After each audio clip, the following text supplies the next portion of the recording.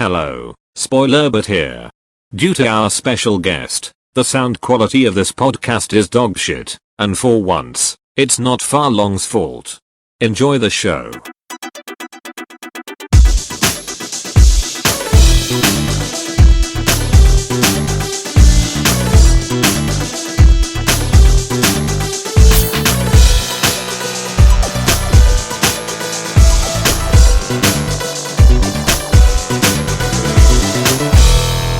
Hello and welcome to the Computer Game Show. My name's David Turner. I'm here with Sean Bell. Oi. James Farley. Yeah. No Matt Murray this week. I don't even think he's given us an excuse. He was just like, oh, I'm not coming. Just not here. He's just not here. So we've got Jon Denton back on the show. Hello, John. What's happening? How you doing? All right. Yeah, very well. You? Good. Yeah, still about. We had quite a bit of feedback to last week's show, and we should probably start with. So we've avoided talking about this off air, haven't we, James? What happened last week? We have, yeah. Do you want to explain what happened? Because we started getting tweets like instantly.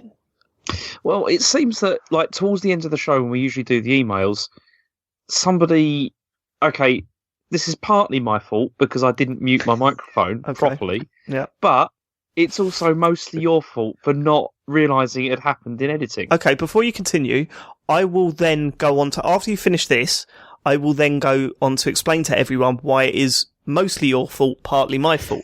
The other way round. But let's hear your side of the story first. Well, yeah, as I said, I think I forgot to mute my microphone. Okay. Although actually I don't think it was that because there was also the feedback about the bad sound as well. Yeah. And I think that may have been because I was using the internal mic rather than my proper microphone. You're doing your job for me, but continue. Yeah, well, okay, yeah, but again, that's not like such a big thing compared with you not even bothering to listen to it and not even bothering to like check whether it was right or not. Right. Is that the end? Worse. That's your argument. Okay, let's go to mine. First of all, do you want to edit the show? Because let me explain the situation. I can definitely do a better job than you. If you think about it, right, this is about the third or fourth time you fucked up. Yeah. Like, recently. Yep. And it's a 3-hour well, last week's show was nearly, what was it, 2.5 hours long? And there is no way I'm going to spend 2.5 hours listening to every little thing in that show and edit out bits that I don't want on it. It's just not happening. I haven't got the time. I haven't got the energy. I've not got the patience. And to be quite frank, this show is not worth it. My time is very valuable, James. Okay, so then if you've got such a cavalier attitude to that, then why should it matter whether I've muted my microphone or not? Well, no, because this is it. James, it wasn't the whole mute your microphone thing, because you thought that you'd muted your microphone, and when we looked at but here's what happened, right? So I got your audio sent over, and at the end of the show, the guys export their audio and they send it over to me on Dropbox, and I don't usually check it till Tuesday before I start editing, because I'm usually asleep by the time that I get that. So I loaded up the audio, listened to it. It was insane. Like, it was so poor. And I mean, you are the worst for sending poor audio. Usually it's either too quiet or there's too much background noise or there's all sorts of shit going on your file. It's a fucking nightmare. Sean's is pretty good. Matt's is pretty good. Although Matt last week, he kept hitting the mute button. Anyway, you don't need to know that bit. What you need to know is that that audio... a little bit of a dig, don't you, about that again? Even though that's not fair, because the last time this happened, it was Sean with his bells. Okay, yeah, and I said I expected better from him, right? That was bad. My dog was having a fucking dinner, okay? I'll tell you what Sean didn't do, though. Didn't blame me. Okay, right, so I text you and said, James, did you use your inline microphone on your headphones by accident? Did you set that? And you went, nope, definitely not. I said, right, because there's a familiar sound where the mic brushes against your tit, and it makes this sort of rustling sound, and that was coming up on the audio. It was fucking infuriating, right?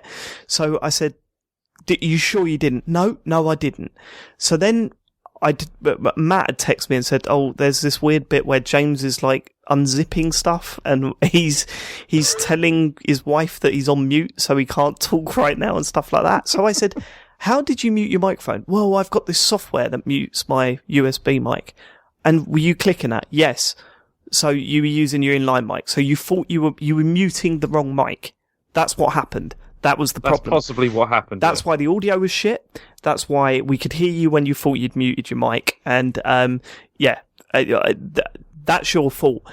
Yeah, okay. Here's no. Shall I tell you what- Whoa, I'm let not me tell done. you Whoa why there. This has changed. Whoa, Let me Tiger. change- Let's all calm down. Let me get my second point out, then we can hand it back over to you, right? Before we start recording, and when we're recording our own sides, I always say, have you done a test? And you go, yep.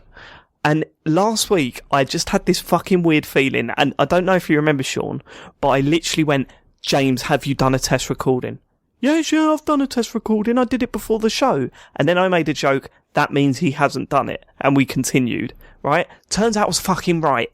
No, I did do it. That's complete nonsense. So you did And it, it sounded and you fine. didn't pick And in up that fact- it was on the wrong mic. I was talking to Matt about this during the week as well, and he said that I sounded fine throughout the whole show. Yeah, you did. You sounded fine throughout the whole show over Skype because Skype was picking up your USB mic. Audacity wasn't. You sounded totally fine on the Skype. You sounded totally fine on the Skype, so we wouldn't have known.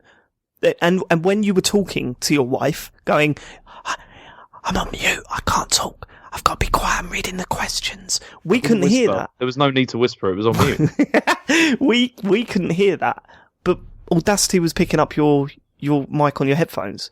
So, right. So here's the situation. I can't spend 2.5 hours babysitting what you record, right? I can't do that. I haven't got the time for that, right? So we got two options here. Either you edit the podcast, which we all know is not going to happen, right? Because it would be a fucking nightmare.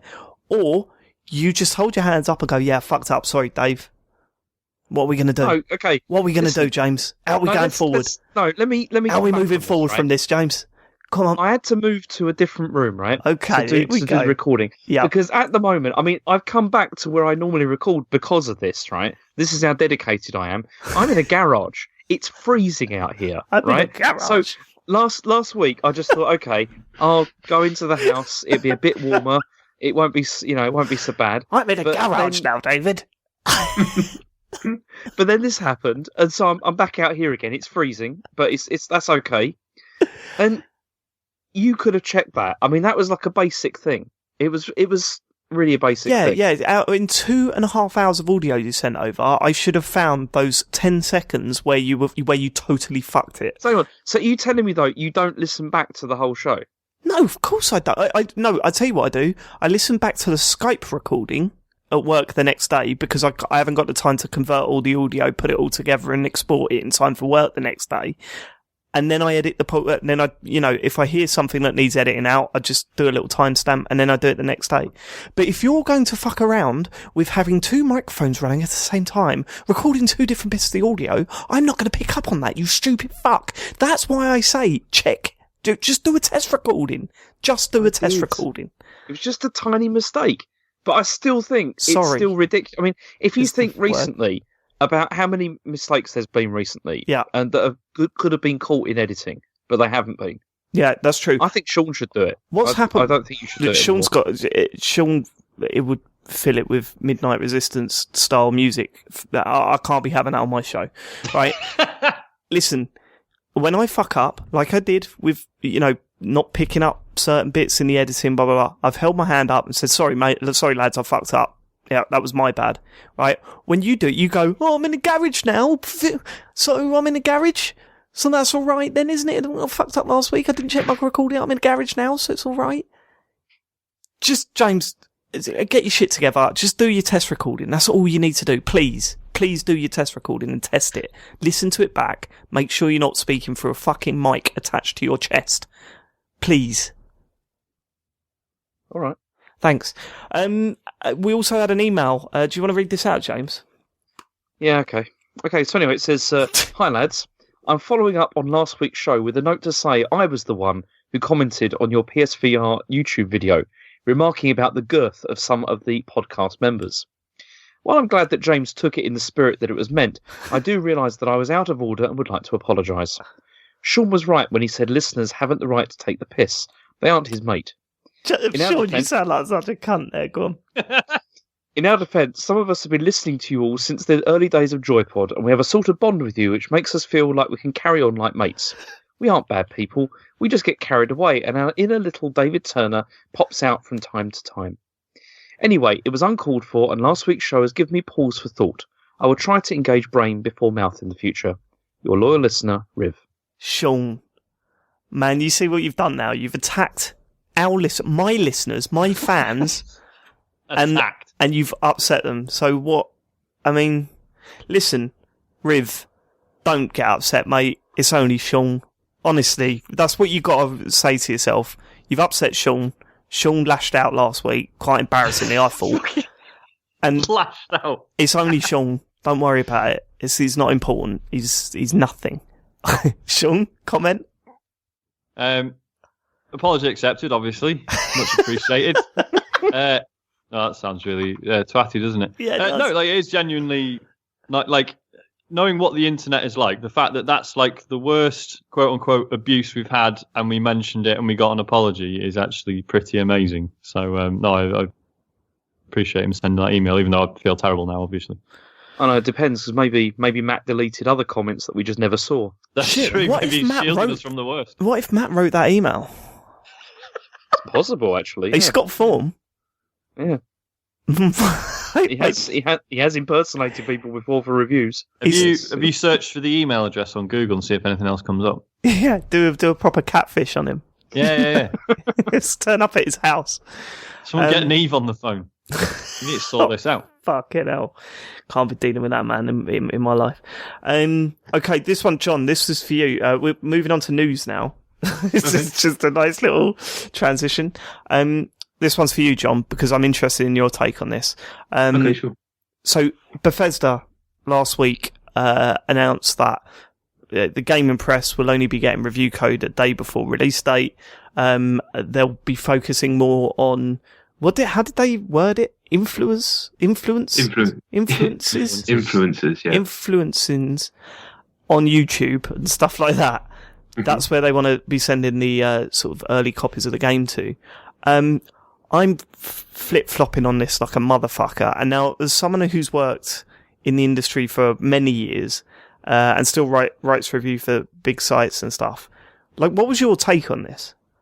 So I think what they actually said is that they wanted to keep everybody playing it at the same time. So they're only going to send it out a day early, but that wasn't true because they were sending it out to the YouTubers like a month in advance. Yeah, that's right. So they could produce probably paid for content. That's quite common among the influencer sphere. And yeah, I mean, I think in some ways, if by some sort of magic that we can start to see a separation between these guys on YouTube who are kind of doing a completely different thing and talking almost like this sort of half advertorials about games, or just focusing on one or two games and just being a personality. It's not really the same as being a part of the media. And if that starts to separate naturally through things like this, then I don't think what Bethesda has done is a problem. What I do say is what they said. You can't just lie like that and just pretend that people aren't seeing these videos that have got 500,000 plus views. That was just a really, really bad decision internally, and I'm sure someone got a lot of shit for doing that. Fundamentally, nobody has to send their games to anybody. So, I mean, it's kind of anti-consumer to not be able to give punters a chance to have people they trust take a look at the product and say what they think before it comes out. But at the same time, there's no, they don't need to do that. They don't have to do that. So in that respect, I'm okay with it. And I think websites like Eurogamer and some of the ones that are able to do this because they don't have to be chasing hits constantly are able to now be a little more diligent with their reviews and take a bit more time. Yeah, for example, the one I just did for them didn't need to be there for embargo. They wanted to make sure the servers were up and things like that. So, and I think that's a good thing as well. So I think it's just a sort of causing a sort of slight shift in the whole culture. And if it does move away from always having to chase that embargo, chase those hits day one, it kind of goes back to how it was in the print days, and things can be looked at a little better. But of course, there is this issue with the influencers, but it's trying to pretend like you're doing it out of some noble cause, so everybody, all the reviewers can play at the same time as the public, but then giving copies to people like I say, more than likely paying for the videos, which is that's a different argument entirely. But you can't. It was just a really, really poor, terrible press release. The sort of thought process behind the decision, I don't have a massive issue with.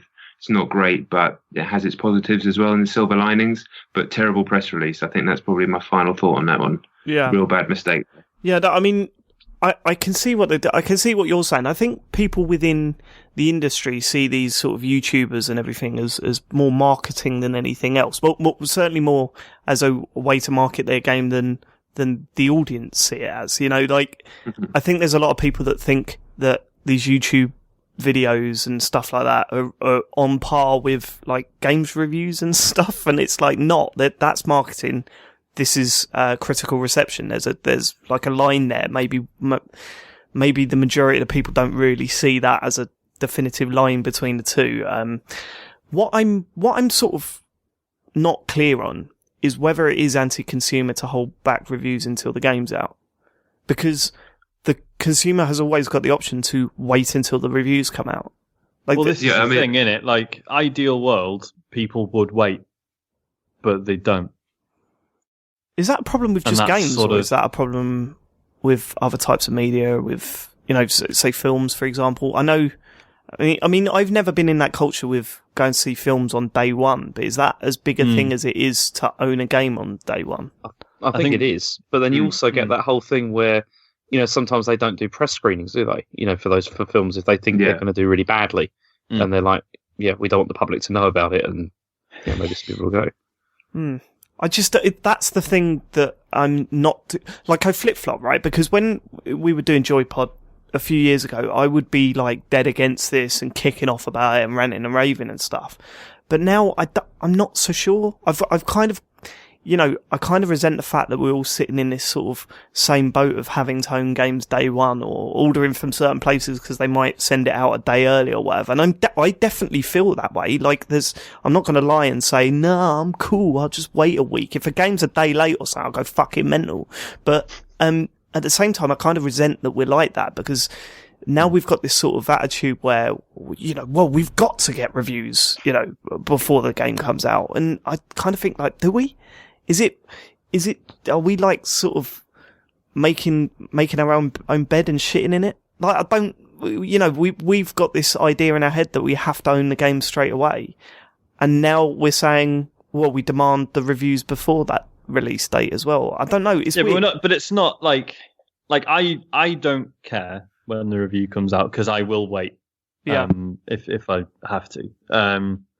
But it's not me that I'm worried about. It's all the other. It's people who aren't, like, who don't have the patience. Like I think this like moves like this prey on people like that, who are just impatient and are obsessed. Like, you know, like, video games for a while have had this weird issue with like fetishized access to things. It's like you're pre-ordering a game just to get access to the beta, and it's like, you fucking mental. Like, that's like, that's a demo. That is a promotional tool. They should be fucking forcing it on you. They shouldn't. You know, it's just really weird. Like, everyone wants to get things early, or I don't know. I just find it really weird. Again, this is still people choosing to do that, though. Like, no one's forcing anyone to do this. Like, yeah, but it's still a cynical move from Bethesda, because they know that that's what people are like, and they're taking advantage of it. So to play devil's advocate for a second, sorry, Dave, just 2 points. One, it would be really interesting to know what Bethesda's actual thought process is here, because they've said what it is in this press release, but it's clearly not that. So, I mean, this isn't like these are bad games, or they're games that they should be shielding from the press. The first one was Doom, widely considered one of the best shooters of the year. The next one is the Skyrim Remaster. So I don't know, unless that game is broken, I haven't read anything about it. I'm assuming, given that it's Skyrim, it's going to be pretty good. And the one after that's Dishonored 2. Now, that might be terrible, but given the first game, given the pedigree, probably not. So to play devil's advocate, I mean, are they just bored of how, I mean, game reviews in the last few years they're kind of going out to a much broader range of sources than they used to. And it's kind of difficult. It's one thing trusting people and wanting to control a narrative so you get a certain range of scores, and that's kind of dirty. But at the same time, if I'm spending however many millions of dollars on a project for budgets and then marketing, and then am I going to risk giving it to a bunch of kids who don't have not the training, because the training's the one word, but, you know, a bunch of kids who are writing for free and they don't know and they don't really care. I mean, that's a risk with these projects to put it out there like that. I mean, just playing devil's advocate, I don't necessarily actually think like this. I mean, I think kind of looks like they don't really care about press anymore, and they consider that probably looking at like whatever sort of data they've got, that YouTube and stuff, the influencers as it were on there are the people that are helping them more with that. And because it's not like all people on YouTube either, is it? Like they've selected people that they've like chosen. Well, that's because that's the marketing, isn't it? They're not looking for a critical reception. Almost certainly, I don't know for sure, but they would have paid them for those videos, just because I know that is what happens. Yeah, and this is even more control. I think one of the reasons, because I've been thinking about this week, and one of the reasons I would kind of understand is that maybe having a two-wave. If you release everything early to the press and YouTube, let's just refer to them as a YouTube, it's an easier way of doing it. Then the embargo lifts, everyone gets their content up on the same day around the same time, and then that sort of blows over, and then you move on. If they stagger it like this, so the reviews come out over the next couple of weeks after launch or week or so after launch, maybe the idea is that might generate enough press to sort of eke out the sales a little bit longer, because we know how quickly sales drop after launch date, right? So maybe that's the thought process. Well, I think it's control the narrative beforehand to drive pre-orders through paid for content on YouTube, through people they know are going to be positive about the game, who appeal to a slightly dumb is the wrong word, but let's just say younger demographic who are a bit more trusting, and drive pre-orders that way, and then let the press at it the day beforehand, like you say, to generate that buzz at launch, and then a little bit after launch as well. I think that's the strategy. Yeah. But unfortunately, we live in a world where they can't come out and say that.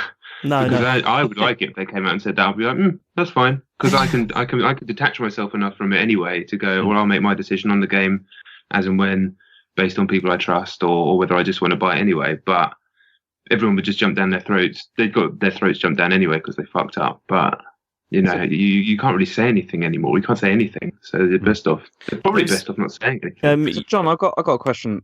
Sure. You said that these people, these influencers, are probably being paid for this content, to create these videos and stuff. Are they under any obligation to tell people they're being paid to do this? I think they have to now put it in the description. So they didn't used to. And the laws changed. They don't have to be hugely upfront about it. Certainly in print, you'd have seen it would have said advertorial at the top of the page. I'm sure you remember seeing those in mags. It still happens. But now I just think it needs to be in the YouTube video description that it's been sponsored by, or however. If you look at some of the videos around Battlefield 1 at the moment, you'll see, and most of them are completely non-cynical. They're like almost tutorial videos done by popular content creators, and they're just like how to do this or what guns to look out for. Nothing bad at all, but it's like through the EA Ronku, I think it's called, partner program, which means it's paid for content in that respect. So that kind of stuff is fine anyway. It just makes sense for the publisher to do it. But there is, because if you're 14 and you're not really thinking about the way the world works, and you see that without it being too obvious that it's an ad or an extension of an ad, it's still I'm sure it will change again before long, and it'll get a bit stricter. The video that interests me about this was Video Gamer's response to it. Did you see that? Anyone see that? No, I didn't. They put up a video, and it was basically one of their staff members saying about how stupid Bethesda are doing, and like how stupid this whole thing is, and what are they doing, and don't they know that good reviews will give them turn their readership into customers for them, and this, that, and the other. And I think I was listening to that, and I just kind of thought, well, actually, I'm pretty sure that they're the ones with the numbers and know what makes them the money, and exactly. As sad as this is, maybe games reviews just don't influence enough people anymore to justify sending out games and risking getting bad reviews and getting bad press over a game. Because what was it? There was a game that came out where they were really surprised. I think it was Doom, and they were really surprised by the reception. And they said they thought it was a good game, but they had no idea that if they were just living in their bubble between themselves, and if the game finally come out, it might have actually just been shit, but they'd sort of fallen in love with their own creation and not realised the problems with it. so there's always going to be a risk of releasing a game to the press that is going to get absolutely trashed and harm sales. So maybe they're just thinking, well, the risk of that compared to, like, if it's a good game, they're not actually going to influence a lot of people, because the people that read these sites are already well aware that the game exists. It's not like chances are they've made their mind up of whether they're going to buy it or not.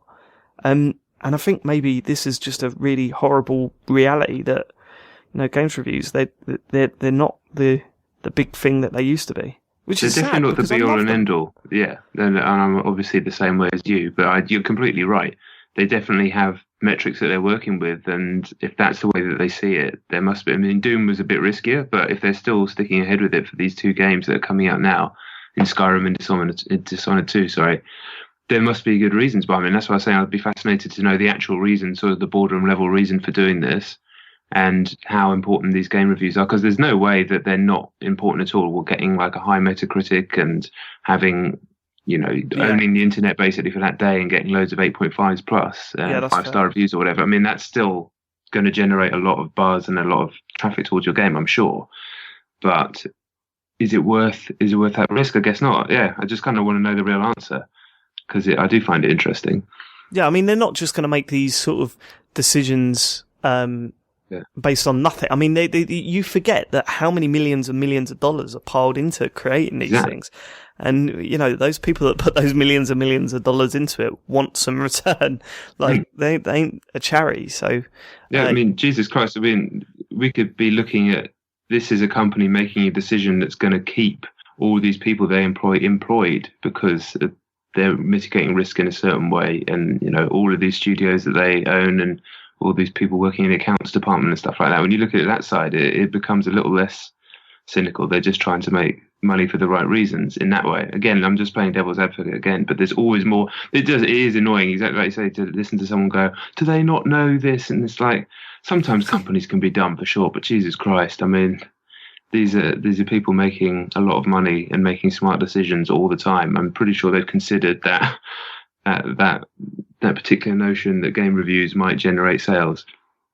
I do still have this sort of side of me though that gets angry at stuff like this, and more than anything else, it's the fact that say 99% of gamers were genuinely angry about this and thought that this was a horrible thing, very anti-consumer and so on. They're still not going to get together and do anything about it. People say vote with your wallets and stuff, and it just won't happen because at the end of the day, they'll send a tweet and then they'll go back to doing whatever the fuck they're doing before. They'll go back to pre-ordering that game because that's what they do. They want to be there day one and stuff. It's like, weird. All right, well, I think we've pretty much summed that up. Put the world to rights with that one. Who put this market reaction to the Switch down? I thought you'd love this, Dave. This is why I put it in. Right. This is the... We've already established that Dave doesn't work in a market, James. Yep. There's no market involved in my work, son. What is this, James? Okay, so this is talking about how after the Switch announcement, like Nintendo's market share went down, like 7.3%. Yeah. Why is that? The shares dropped 7.3%. James, have you got anything to comment on this? Have you just... Yeah, because I thought this would be interesting to talk about, because it's like, you're like Rain Man with this stuff. You know that. What are you talking about? It's like think about this, right? No opinion. It's just the shares went down 7%. Who's on first base? Last week we had a massive discussion about the Switch and about what we thought about it and everything. But there was a lot of stuff we didn't talk about, and more details have come out since. And one of the reasons maybe why the shares have dropped is because of some of the details that have come out since, sort of giving some more information about it that we didn't discuss. Maybe they all heard the fact that you said it was basically just the Wii U again, and then and that's what made the market share drop. What do you think? Was it all you, James? Was it all your opinion driving the market? What's the point in even talking about it? Like, you won't even talk about anything because it doesn't agree with your viewpoint. Like I said the shares had dropped, and you're like, what? And you're like kind of surprised because it's like not what you expected, because you think it's brilliant. I was surprised. Yeah, I was. Well, not even that. I think it's brilliant. They've announced a new console. Surely usually when that shit happens, the shares and shit go up. But yeah. So what do you think? Why could that be? Wouldn't that be interesting to think about? Yeah, go on then. So you're saying it's because of the information that's come out since?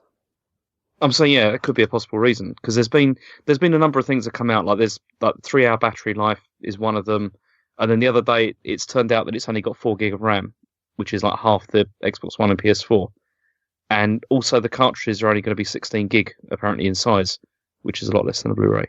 Right. And I mean, what does that sort of mean for third-party stuff? Because is stuff going to get ported and that kind of thing to it? Yeah, I mean, we're not. There's always that fear that, and there's always that frustration with Nintendo third-party games where it's like, just taking FIFA for an example. Yeah, now it doesn't really affect me. I know that because I own a Xbox One and a PS4, so I'm going to be playing these games on there anyway. But it's always bugged me about Nintendo third-party stuff where you're not playing the new FIFA. You're playing a ported sort of crap version of the new FIFA, and people notice that shit. They get frustrated with it, and when sales go down, that'll be it. Like the third party companies will jump ship, and that's Nintendo on their own again. You know what I mean? And they need third party support for this system. There's no doubt about it. It was one of the major problems with the Wii U. I'd be very surprised if that was the reason why the shares went down. It seems a bit weird. I don't think the market are focusing on how many gigs of RAM that the Switch has got. I think it's probably because they didn't. I know you're going to go mental about this, but it's because they didn't. No, it's because they didn't really show anything like magically new. Do you know what I mean? It's like It was what everyone expected it was going to be, and yeah, it wasn't like anything that looked amazing. If you see what I mean, Sean. I don't know, stock prices. I mean, the guy who actually runs Nintendo literally says, I don't really see any point in discussing this. Why are we doing it? Yeah, but he would say that. But then if you look at, because he's not going to say, oh yeah, this is really terrible. I'm really worried about my company and everything. But this does matter because if this doesn't do really well, what's going to happen to Nintendo? Like, it does matter that people do care about this, about that whether it's going to be a success or not. I don't know. I don't even know how stock prices are figured out. So to me, it just seems like way premature to even worry about something like this. Like, wait until the fucking thing's been out for 12 months. And how many have shifted? It just feels a lot like the Wii U. It feels like the same kind of thing where, like, when that came out and people started saying, okay, it's third parties, maybe they're not going to support it, whatever, and everyone's like, it's fine, it'll be a Nintendo machine. Yeah, I just want it to play Nintendo games, and it's like, yeah, that didn't work out so well, and that's what concerns me about this. Well, I know, but I don't know how you can link share prices to the success of the next Nintendo console, especially at this stage. I just don't see it. No, I'm not saying that. Okay, the share price going down means that it's going to be a failure, because obviously that there's not a correlation there. But what I'm saying is, don't you find it interesting, like, why it is that the market reacted this way? Unveiling a new machine. That's the thing, though. It could be anything. It could be the fact that they've realised that it's a new portable console, so sales of the if word gets out that this is a new Nintendo portable console, sales of the 3DS won't be strong for the next few months, Well, exactly, yeah. It could just be that, like, well, everyone knows that's coming, but it's not, it's not for another 5-6 months. So, yeah, they're going to do fuck all. And that would explain why Nintendo released that press release or did that interview, was it yesterday, where they were saying, the 3DS is going to be fine. It's still going strong. We're not getting rid of it. That could be a reaction to... I just think it's a bit... I just don't know how you can link the two together without having a little bit of knowledge. You know what I mean? Without, like, I don't know. I just don't trust that that's the reason. There's so many reasons why share prices go up and down. I know, it's like, during that iPhone event where they unveiled like that Mario game and the share price spiked, it went up really high. Yeah. There's clearly a reason for that because people were excited about that. Yeah, but that's a known reason. I don't think that this is a particularly known reason. I mean, but John, what do you think? Think about the share prices. Yeah, I mean, I got the noises Sean made at the beginning when he was just saying his piece with the exact noises I want to make. I just don't. I'm not someone who. I can't knee jerk. I just have to let things. I'm just making the same noises Sean made. I don't know. Let's just fucking play. I don't care. I don't know. Sorry. So, James, is that your bit over? Is that your It's I feel bad now. absolutely torn to pieces. It was great, funny though, yeah. because we did miss a fuckload of stuff when we were talking about the Switch last week. People have been talking a lot about the fact that there's no D-pad on the main controller, and whether that's an issue or not. For any other console, I'd have thought, no, that's not an issue. For a Nintendo console, maybe, because like, Hang on, wait, what do you mean no D-pad? You mean it's got no D-pad. so what is the D-pad like 4 separate buttons? Yeah. Okay. It's really weird. How did I not see? Like, I can't believe I didn't see that. Well, which makes look at a PlayStation controller. That D-pad on that's 4 separate buttons, isn't it? well, yeah, but it's still. And because I've got it right here with me, it's the same on the OnLive controller, David. So Yeah, but these are actual physical. Like, these are round buttons with the same sort of space in between them as you would have on the right hand side of your DualShock and stuff like that. Take a look at it. It's weird. I mean, it's understandable if you want to use the two separate bits as separate controllers. You need buttons and a stick. Yeah, I get it, but it was kind of like I'm genuinely not worried about it, but it is kind of a strange decision. And yeah, who cares? Let's just wait until we play it. It doesn't matter. Who cares? You got me. Right, okay, let's go through what we've been playing this week, and we'll start with our guest, John. Yeah, so I've been playing a lot of Titanfall 2. So have I. So I guess I'll start with that one, right? Yeah, do that. So I actually had the opportunity to play Titanfall 2's campaign about 3 or maybe even 4 weeks ago at a review event, and then multiplayer afterwards. Can I say this about Jon Denton as well? He let us know that he was playing this game. I texted him, asked him what it was like, and he stood by the embargo. The private text between two friends stood by it, so can't really say anything, mate. I was like, fuck, I understand, but I'm really angry at you. You got it, haven't you? Well, if you sign shit, yeah, you have. Exactly. Because, and not only that, I'm not exactly a quiet bloke, am I? That'd be tweeted straight away. I'd be periscoping it. I was going to say you'd Vine it, but yeah. Yeah, I can't do that no more. Yeah. So yeah, I mean, obviously, I'm sure everybody knows what the game is. The sequel to the FPS with giant robots and men running around from Respawn, who are basically the people that made Call of Duty, and then moved across. Everybody knows the story. So what was really interesting at the beginning of this review event was they sat us down, and I've sat in a million of these things before, whether it's a review event or pre-release event or whatever, and they do a presentation. Anybody in any job does it.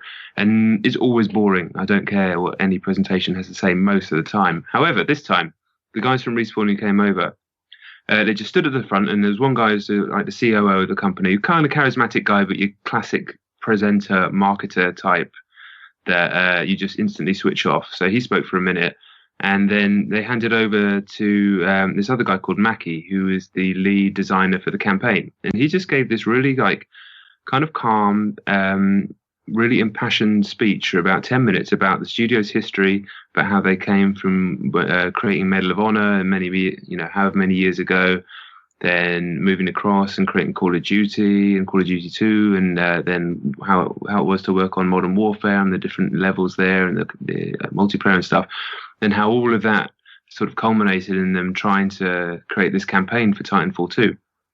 And it was just a really fascinating listen to I didn't, even though I knew that all these were the people from Infinity Ward, I didn't realize that it was literally pretty much everybody from regular level designer upwards had moved across. So it's anybody who was working on these games. The whole team has been together for years and years and years. And going into playing the campaign with that information kind of added an extra layer almost to kind of the meaning behind it. And it kind of, it just gave an extra layer of gravitas to it, which is kind of silly because it's a game about a silly big robot and a little man who runs around shooting things. I mean, it's nothing to take too seriously. But at the same time, these are people, very creative people who really care about what they're trying to make. And then you just play that campaign, and it's only about 5 hours long. But goodness, I mean, I don't know if people have read my review on Eurogamer, and there's been plenty of other reviews that have said very similar things to me. But if I've played a bit of FPS campaign in the last 5 or 6 years, longer than that, then I can't remember. I mean, just this litany of ideas, one after another. a friend of ours, Chet Roiver, said it's almost like the developers refuse to let you be bored, and I couldn't agree with him more. It's just constant ideas. I don't really want to go into what the specifics are. I've done a few bits of content on this game now, and I really think it's better if you can go in and discover yourself. And that's difficult because you want to talk about some of the mechanics and some of the exciting things that it does. But to do so, if I'd had those told to me beforehand, it would have been a real shame, I think. So I kind of don't want to do that to anybody else. But their influences, and they talk quite openly about them, were Half-Life 2. That's the game that they love the most. Obviously, there's a lot of COD in there. Those kind of the base level of the way the shooting works and things like that. And then the more there's definitely some Doom, some Halo. There's so many. Singularity. I was going to say, I was going to say that, but that was kind of what I didn't want to say. But why? Because, like I say, I just don't think anything. I love the fact that I knew nothing. I was expecting a real kind of rote COD with a robot, and I thought this will be fun before multiplayer tomorrow at the review event. I was not expecting. I said in a video that I made about this game that it kind of reminded me of a Nintendo game, more like a Mario game. It's just picking up an idea, running with it for as long as it's exciting, and then just dropping it again. And when's the last time you played an FPS campaign that felt like that? It's nuts. I was going to say to Sean, because I know the sort of first-person shooter games you like. There's, you've got the top tier AAA games, and then you've got the sort of slightly below that first-person shooter games. And what you find is that they might not be as solid with the spectacle and the and all that sort of stuff, but they've got a neat idea in them that makes them. Actually, I prefer, bringing it back a little bit and focusing on that neat idea. This feels like about 7 of those with the polish of the AAA game as well. Like perfectly said, yeah. It's like each level is like one of those, slightly not as big budget games, but then it's got the shine over the top of it. It's fucking insane. Like, I'm right at the very end, like literally on the last tiny bit. I think it might just be the last cutscene. I had to pause it before we started recording. And I said to John today, there's this thing that John talks about that happens in the game. And he said, there's a lot of cool things that happen, but there's one thing that really stuck out for me. Like, there's one part of the game that really stuck out. And I had to question what that was, because for me, there was about 4 or 5 things. And when he told me what he was thinking, I then said, yeah, that was probably the best bit in the game. But also, what about this bit and that bit and that bit? And it was like, fuck, you can't. Like, when I play a first-person shooter and I get to the end, I usually think, that was really good. I really liked that bit. That was probably the best bit.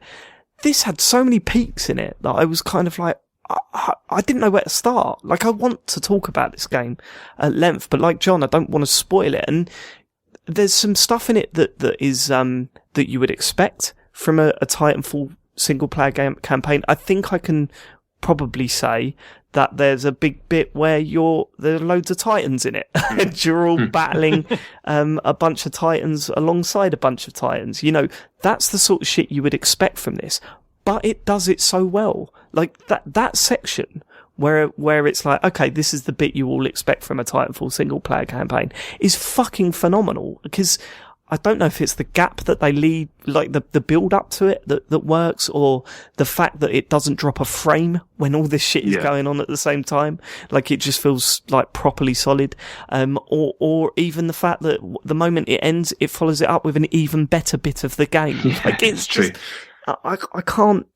I was blown away, and my expectations were really high because a lot of my friends had played it before me, and hearing them rave about it, I sort of went into it.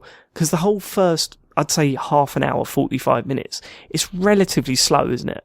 Yeah, it started off as the game I thought it was going to be, some sort of COD with a robot friend and some wall running, and I was like, yeah, I'm down, this is good.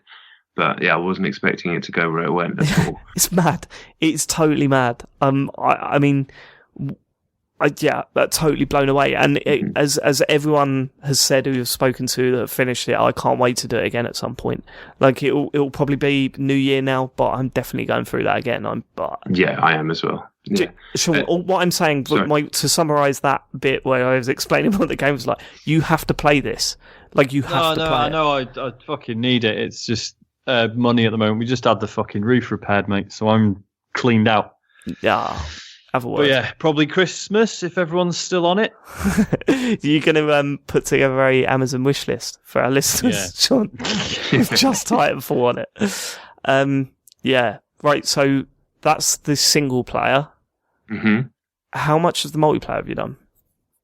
I just wanted to say one more thing about single player. I knew there was something I wanted to say. So there's one level in it which I think I can talk a bit more about. It was one of the best levels in the game, but it's not something I think you're spoiling too much, where you're basically just trying to move across a bunch of movable platforms to get to a giant satellite dish at the end. It doesn't sound that interesting, but the way it's designed is incredible. And I was we were lucky enough to be able to have dinner with this guy, Mackie, afterwards, the lead designer of the campaign. And I was talking to him about that level, and he was like, "Oh yeah, that level, along with a couple of others. That was designed by the guy that designed." And he was like, "Do you remember All Gillied Up? Have you heard of that level?" And I was like, "Yep." So, the guy that designed that level actually designed like 2 or 3 of Titanfall 2's best levels. Like completely, it's all him. And yeah, it's just amazing to see that through line from there. So I'm terrible with titles and names and stuff. So what All Gillied Up was from Modern Warfare? Modern Warfare, where you're in the ghillie suits and you're sneaking through with the guy, the famous level in that. Yeah, you end up in the fairground. Yeah, like the classic Modern Warfare level. That was quality. Mad, isn't it? Same dude. Just banging them out. Yeah. It's on fire. Yeah, that really reminded me of a level in. This is one of those games where you're just like, because it totally does feel like Halo in points and Half-Life 2 at points. It feels like, all these games, and that level totally screamed, new Tomb Raider to me for some reason. I think there's a level in Rise of the Tomb Raider that, the fact that you're just heading to a goal, but you feel like you can go anywhere to get there. Mm-hmm. And it just gets better and better. It's stupid. It's stupid. It didn't need to be this good. Like it could have got away with just being COD with robots in it, but I think especially considering, when they said they were going to do a campaign, like a lot of people were kicking off. Saying, the game doesn't need it, and maybe they're right, but the fact that they've done it and done it as well as they have is pretty fucking cool.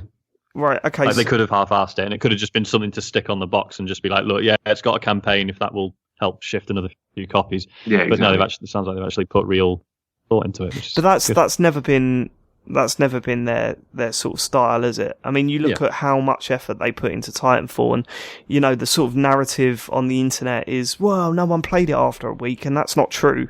You could still get lots of games on Titanfall. I played it for fucking ages after release, and I played it about 3 weeks ago after playing Titanfall 2, and there was still plenty of people to have a game. You couldn't play across all the modes, but I know the audience on the PC dropped right off, but in no way was that the game's fault. That's no, and they didn't stop putting everything they had into it. It was constantly improved. There were new game modes that most other developers would have charged for, and as DLC or a season pass or whatever. And there was just so much love put into that game that it's no surprising that they took pride in putting this single player together rather than just fobbed it off as some sort of mark on the back of a box. Yeah, it's good shit.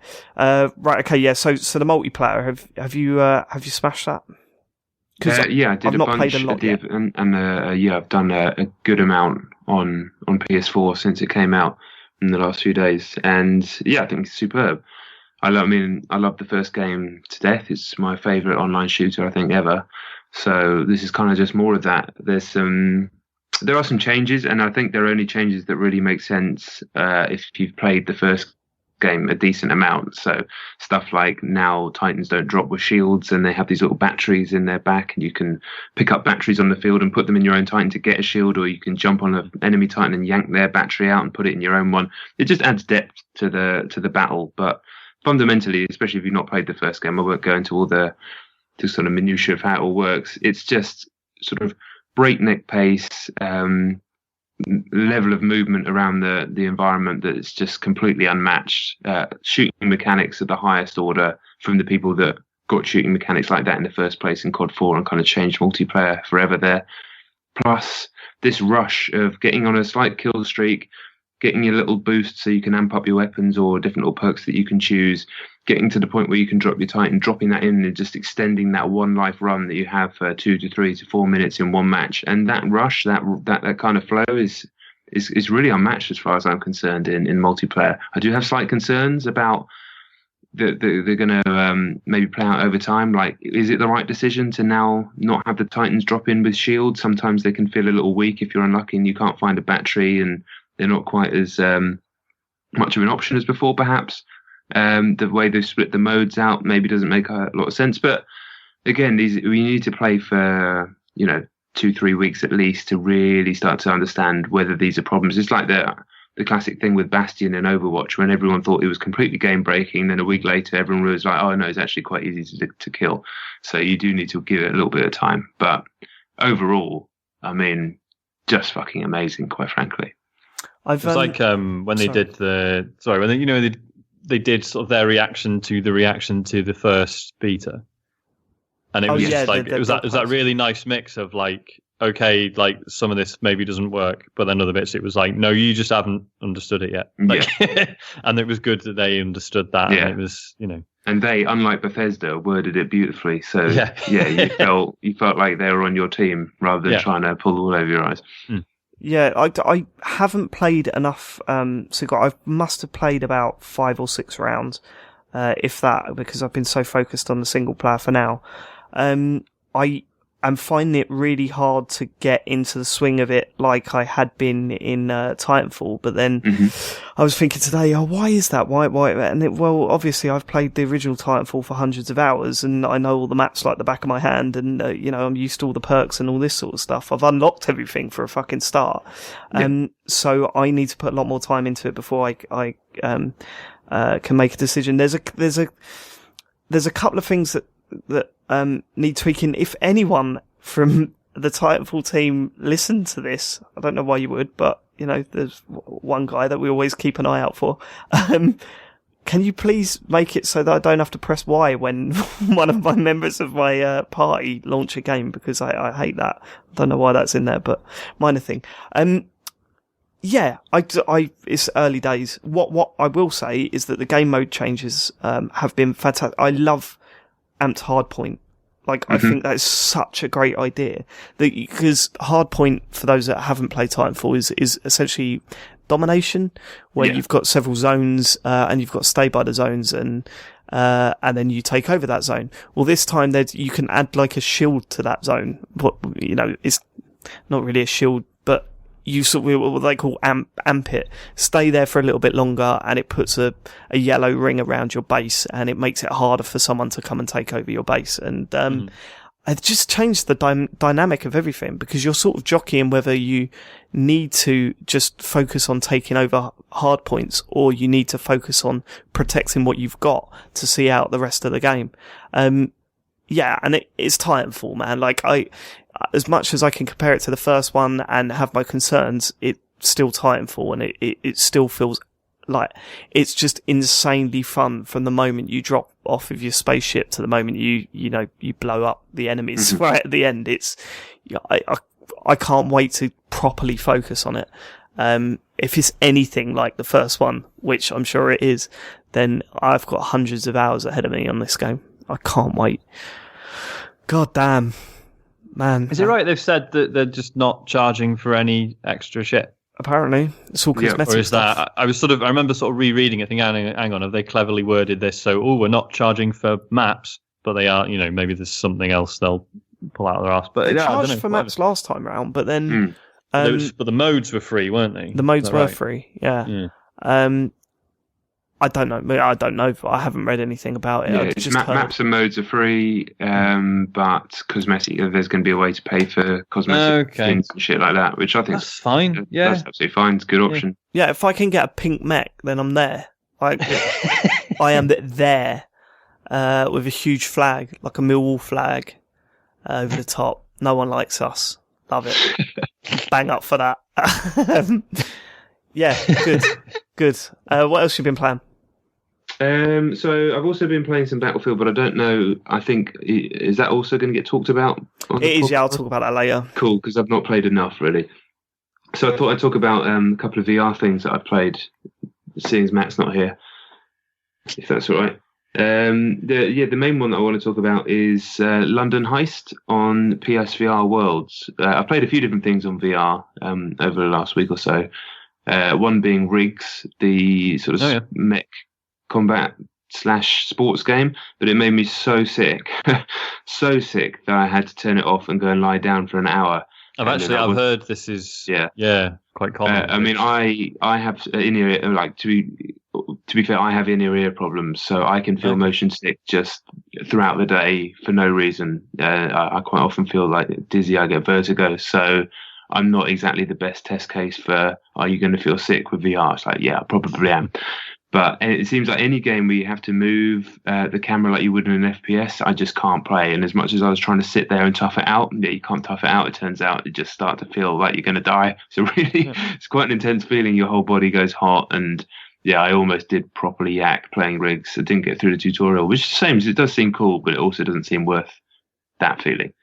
But London Heist, absolutely fine. And any game there where you're kind of on rails doesn't seem to cause me any issues. So what this game is, it's only about half an hour long, and it is fundamentally just a light gun game with the two move controllers, but it's all done in like you're stuck in the middle of a Guy Ritchie movie or just some sort of classic London gangster caper. And it's a bit cliched, and the characters they're all kind of like pastiches of what we've seen in films and on TV and stuff like that. But it's all really well performance captured. And if you played on VR, you'll know that when someone is up in your face, it's really quite an intense feeling because they're massive, and it really it doesn't feel like they're there. And the fact, you still know it's a video game character, but it can trick you. And there's one bit in this where you spend a lot of the game kind of being tied to a chair, and there's like a thuggish Millwall fan, probably actually, Dave, who's trying. He's basically threatening you, and it's quite intense anyway. But at one point, he comes for you, and I've never had a reaction playing into any game ever that felt like this when he comes to you, because only for a split second. I'm not going to oversell it. But for that split second, I genuinely fucking reacted as if, oh my god, we've got to fight. Let's go. And then obviously it's just a video game and nothing happens. But I genuinely had that fucking feeling, like that shot that you get in your gut when it's like someone's going to attack you or someone's going to swing a fist at you. And that was, a really incredible feeling. That plus it just does some clever stuff where you're just picking stuff up. It's really satisfying still in these kind of nascent years or nascent weeks even for PlayStation VR to just be able to pick stuff up with the move controller as long as the tracking's working all right, which I had a couple of issues with and managed to fix. And then there's a couple of shootouts which work really nicely. There's one in a car where you're just blowing up motorbikes that are coming past. If it was in a normal light gun game, you'd probably kind of switch it off, but at one point I realized you can actually physically lean out, look out of the window and look behind you and shoot things. And I was like, that's fucking amazing. And then you're looking at the guy next to you and things like that. Just half an hour of absolute gold. I couldn't really fault it. I wish it was a longer game. I wish there was like a 3 or 4 hour version of it. I don't know if the kind of concept could last any longer than that. But I thought it was one of the best things I played in VR, and it goes to show for me that light gun games are absolutely back to when they're that. If they're that immersive and there's just like story up in your face, it could. Fucking visceral. I hate that word visceral, really. It's kind of a shit word to describe games, but when you feel it in your gut, in your viscera, that someone's going to attack you, I think it's a fair adjective to use. So yeah, if you get the chance, definitely have a go on London Heist, I'd say. Yeah, that sounds great. But what have been your highlights with PSVR then? So number one highlight, I think it's fair to say, is still Res and Area X, because that was the moment where it blew my mind, and it reminded me of the first time that I played Res, and that blew my mind, but on a completely different level. And it was like the perfect combination of factors as well. It was dark. I was on my own. I'd had I think 1.5 glasses of wine, so I was nice and relaxed. And then it was all just this perfect moment. But the shark descent, or whatever you call it, the shark encounter in PSVR Worlds is really cool. it's actually really tense and quite scary. And Thumper is very good, but I think that's a good game anyway. And I've not played it without VR, but it doesn't. I think that it's the VR is good for that game, but it's not like you're moving your head around or looking around or picking anything up with the Move controllers. Tumble VR blew my mind the first time that I played it, but the more I played it, the more the novelty of being able to pick stuff up died down. It's still really cool, and then it just becomes this kind of fairly basic puzzle, but definitely worth the £7 that I paid out for it. And I really like what I played of Here They Lie, the horror game. It makes me a little bit queasy, but I can deal with it. I've only played the demo. It does shit you up a little bit, but it has some really cool visual things going on and some cool ideas that I wasn't expecting. I thought it was just going to be like stuff jumping out at you, and it turns out there's barely any jump scares in it, which is good. And the one it does have in the demo, it definitely earns because it's skillfully done. So I'm really interested in playing the full version of that. But I've not been able to get hold of it yet because you can just spend a fucking fortune at the moment. The launch lineup's so strong. Yeah, it's and crazy. If I didn't get motion sick, I'd definitely be playing Battlezone. I'd want to give Rigs another go.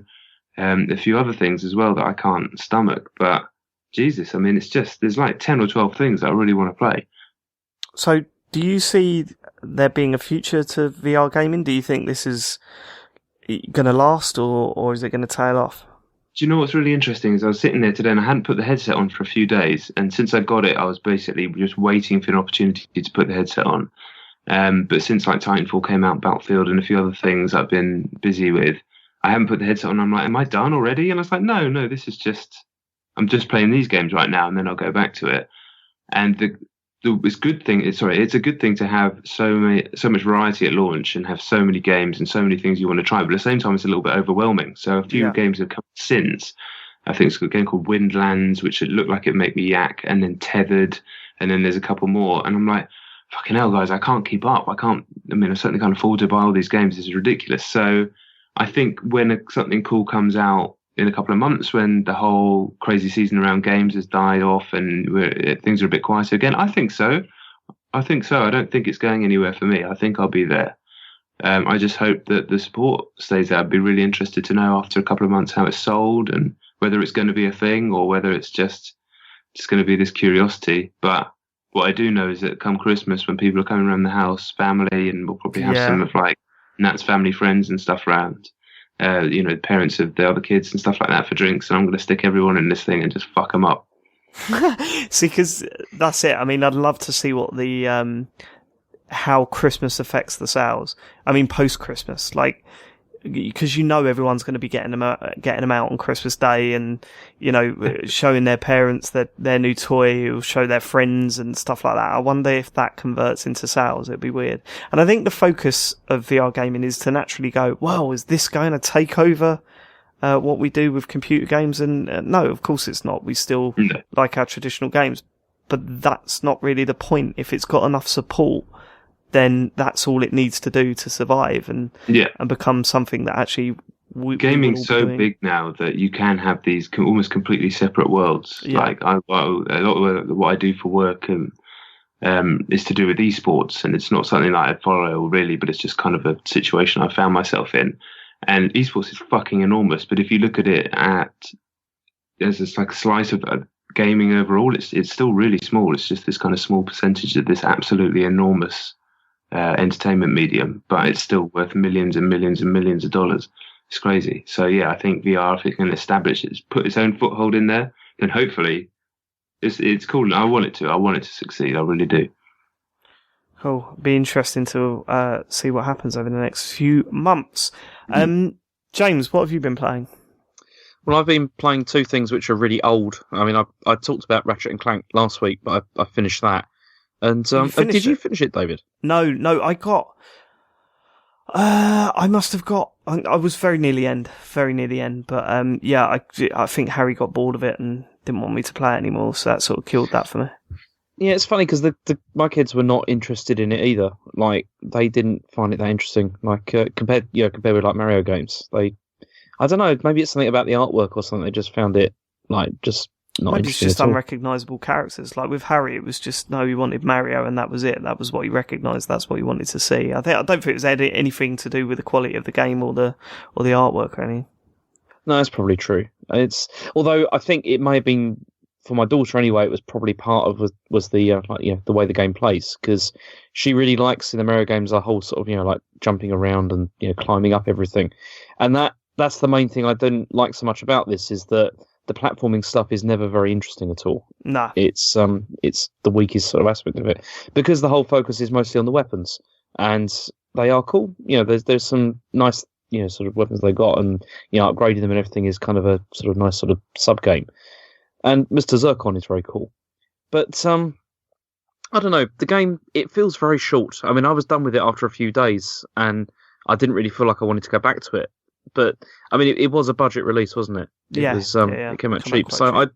I would recommend it. I mean, it's absolutely significantly better than Knack was, which is not really saying a lot. Is that the bar, James? Is that the bar for you?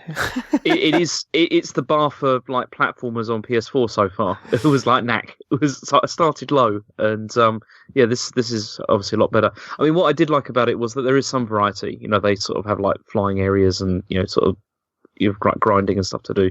It's pretty good. But then now I've moved on to Uncharted, and actually just before we started recording, I think I've nearly finished it, because I'm on like chapter 20 at the moment. Wow, okay, you did that quick. Yeah, well, I played it over the weekend, like a lot, when I could, and it's one of the games that actually it works really well on, like with Vita Remote Play. So I was playing it on that a lot, because they allow you to customize the controls, which makes it a lot easier to play. But I don't know how you can play a first-person shooter on that. A third-person shooter on that. It just seems nuts to me. Like the whole scope and it just seems really crazy. I really struggle with pretty much anything on Remote Play. Really? There's not many games I've been able to put up with on it. Oh no, this was fine, because it like you can replace the the targeting buttons and the firing with like L1 and R1. So it feels pretty much the same. It's just the latency for me. Like, it's slight, but when games like that, I just find it really jarring. Have you set it so that it connects directly to your PS4 rather than just over the network? I have no idea. How do you do that? that? Shit. Sean fucked it. Because that makes a massive difference. It's like if you do that, the latency is tiny. It's like it's almost like it's not Wii U good, but it's like nearly. But what is James? Much, yeah, that's true. Yeah. The Nintendo Switch coming March next year. Anyway, it's so it works really well on Remote Play. So this is why I played so much of it. Okay, fair enough. But I know, because when I was talking to you, David, about it during the week, and you tried to talk to me, but I had to make you save it, because I'm really interested to hear your take. Because you sent me a message saying, "Can I ask, does Uncharted get any better?" Like, so what? Did you not enjoy? Have you not been enjoying it? Well, I am enjoying it. Like, I mean, I've still played it like right the way up to the end, so I must have enjoying it like to a degree. But I think one of the mistakes I made was that I played like Tomb Raider before this. The remake of Tomb Raider. Yeah. And that was like I played like the definitive version of that, and playing this after that I think is a mistake, because this is supposed to be like the remastered version, but it looks really bad. Like, it doesn't look that good, compared with like Tomb Raider. But also, it's really repetitive. It's a really repetitive game, and it doesn't have it doesn't have the puzzles that Tomb Raider has, in the sense of like exploring tombs and that kind of stuff. But also just fighting the enemies over and over again. It's just wave after wave of them. It gets really boring. Didn't you find that at all? Yeah, it's a bit relentless with that. I think the problem is that I liken it to sort of the progression of Mass Effect. If you'd have played Mass Effect 2 before I know you played that. You haven't played Uncharted 2 before this, but going by what you're saying about Tomb Raider, if you'd played Mass Effect 2 before 1 and then gone back, you'd have thought, fucking hell, man, this has got a lot of problems. But that wasn't the point. When it come out, it was so different to everything else around it that's why people hold. That's how there was a sequel, I think, because there was still a lot to improve, but there was something there. They discovered actually there's something in this, and that. I mean, I really get that, because I mean, I like the characters they're really well sort of plotted out, and that's pretty good. And the voice acting is brilliant as well, and even the story's not bad. But it just feels like, I know it's not a Tomb Raider game as such, but it doesn't really feel like there's hardly any exploration to the game at all. It's always just like you're just going from one place to another before you get attacked by another wave of enemies. I don't think there's any of that in Uncharted, really. Is there? Sean, have you played through them?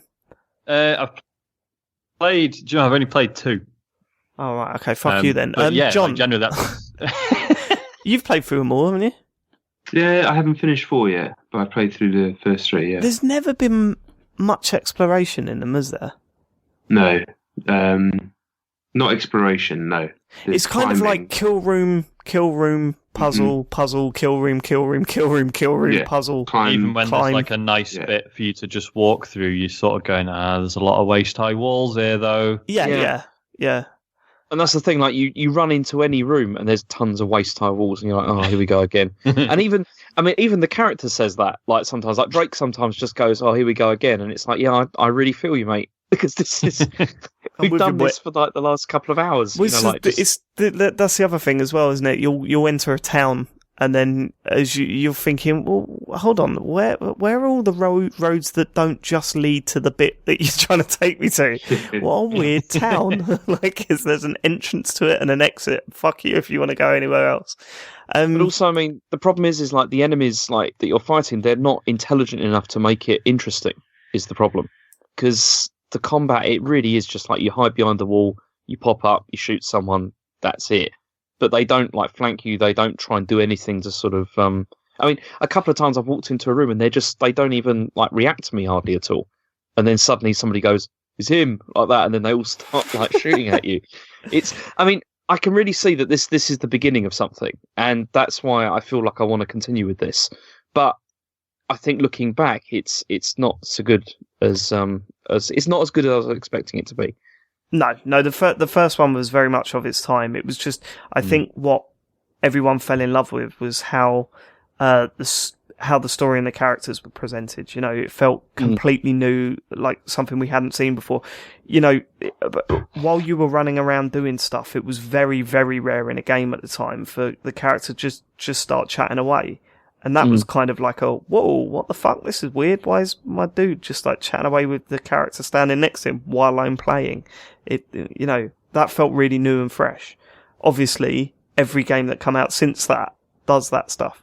So you've sort of got used to that stuff. It's not really a surprise. I still think number 2 will hold up. I genuinely do. And I think Matt really loved number 2 when he went through them recently. So I think you'll be all right with that. 3, that's a coin toss. It's a coin toss. It's a coin toss. Yeah, so I don't know. But definitely play 2. Definitely play 2. Because that is still legitimately good. Yeah. Yeah. Is that it? Yeah, I think so. Good. I mean, I have enjoyed it. It's just, yeah, I think it's because you look at it as being like, this is one of the best franchises ever kind of thing people are always going on about. And I was a little bit disappointed, so far. But then, maybe 2 is a lot better. Yeah, give 2 a go. I'd be interested to see what you think of that. Definitely. Okay, Sean. I've gone back to Hyper Light Drifter. What's that again? Was that the game that you were moaning about for ages? That it was a yes. Was it a? So this was a Kickstarter game, and the first trailer for it was incredible. And I backed it because this was back when backing things on Kickstarter seemed like a good idea. And then there was a launch trailer, and the launch trailer was absolutely stunning, and it announced that the game was coming out on my fucking birthday, and I was like, well, this is it. That's me. That's my birthday night planned. Played it and did not really enjoy it at all. Like, still loved like the soundtrack and the visual design and everything was still great. But I just felt like I couldn't really appreciate those things because the game was just too fucking difficult, and it didn't feel like it was difficult in like in a Dark Souls sense where it was like, okay, but there's just something to be learned here. I need to get my head around it. It was just pissing me off. Just like felt like, it wasn't like sort of really sort of thrilling like encounters with 1 or 2 enemies. It was just like, here's 20 enemies I'm going to throw at you. And it was just really frustrating and confusing. And there's like little design quirks, like I say design quirks, things they obviously just hadn't thought about. Like if you enter a new room and you've got low health and no health packs, that's your save point from now on. So deal with that. Like every time you die, you'd respawn with no health and no health kits. That is old school. Exactly. It was just shit like that. We just, oh, come on. Like a lot of the game's combat was sort of based around the fact that you have this like dodge move where you can sort of dash around. But that, like in most games when they have something like that, your character is invincible for like even a short, even if it's just like a tiny duration of that. But that wasn't the case in this, which felt really frustrating and annoying. Like you'd be trying to dodge around or through things and you just couldn't. You're just getting hit constantly. So it just totally pissed me off. Like I wanted to like it so badly, and people did. Like a lot of people complained that it was too hard, but other people still, the usual internet dickheads just saying, "Get good, scrub," and all that. But some people were just like, "No, I genuinely just really enjoyed it," and sort of, yes, it is hard, but I was okay with it. So what made you go back to it, Sean? Well, I've gone back to it, Dave, because two reasons. One, they made a couple of tweaks months back. So basically, you could never respawn with low health and no health kits. Like it always sort of gave you something to work with. And they did add some invincibility frames to the dodge move, which made a surprising amount of difference. But I still couldn't really be bothered. But yeah, the other week they've patched it so that it now runs in 60 frames a second instead of 30, which normally I don't care a huge amount about, but it makes an unbelievable difference to the way the game feels. Like the combat just feels like it's still what cool kids call an animation priority game, in that you can't like whenever you initiate an attack, there is a set amount of time before you can do something else. Like you are sort of locked into that animation as it is occurring, and yeah. So there is like still a certain, like, you've got to be deliberate with everything you do. You can't just button mash, but it doesn't feel sticky like it used to. It used to feel like the game just wasn't listening to what you were trying to do, and now it fucking does. And that is, that wasn't just a case of like changing flicking a switch somewhere. Like they've basically gone through and like recoded all the game's animations and stuff. So fair play to them for that. They've also added an easy mode, which a Sean Bell mode. Yeah, exactly. And it just like that was all I needed.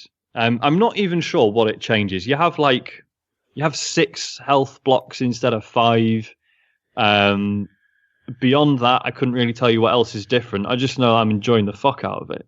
Like it's not easy by any means, but I'm not like threatening to throw the pad out the window at every other room. And it's just like, and now I'm getting all the things that I knew I should have been getting from the soundtrack and the way the game looks and how beautiful the environments are and stuff. Like that's all. It's like that stuff is now allowed to get in my head, whereas previously I was just so fucking annoyed playing it that it just wasn't having the effect it should have been. Yeah, I'm fucking loving it. It's proper good. And like, when you start the game and it's like there's 3-4 difficulty modes. And it's like normal one is like, this is the intended difficulty level. If you've not played the game, fuck that. Just start on easy, mate. It's like, oh, there's a couple of achievements are locked off. If you really care, then whatever. But yeah, it's just amazing. Like, just how a few tweaks has just allowed me to, like, I just see the game completely differently now, and I'm really glad they've done it. So what were their approach to? How did they approach the sort of patch notes and stuff? Did they seem like they were fully accepting that there were problems with the game, or were they like they were reacting to? I don't know. It's weird because I've been reading, because I backed it on Kickstarter, so they've been doing updates on there, and it was like when the game first came out, it was like, oh yeah, we are hearing that some people find it difficult, but that's by design. So deal with it. But then this was also, at this point they're also going, oh yeah, some people are sulking that it only runs in 30 frames a second. We don't really see why that's an issue, and to fix it would be a fucking nightmare either way. So forget it. And now here we are. They have done it. So fair play to him. Like, yeah, but I must have wonder been a what's ton of changed the work. tune. Like, I can only assume that just the feedback mounted up, that it was too fucking hard, and the 30 to 60 frames thing was worth doing. And but just amazing. Just like going through playing the same game and it being in the same environments, hearing the same music, fighting the same people, but just having a fucking brilliant time instead of like it wasn't even when it was difficult. Like when you beat a boss in Dark Souls and you're like fucking roaring or whatever, and you're like, it just feels amazing. Yeah. Whereas this, it was just like, well, thank fuck that's over. Yeah, it wasn't even relief. It was just like, fuck this.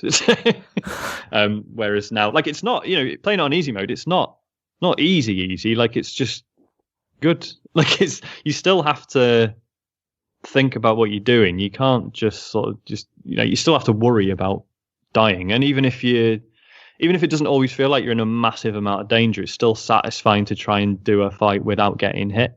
Like, it would be so good if it just had your like platinum style ratings, where it's like, well, actually, most people can sort of muddle through, but it just feels good to do it well.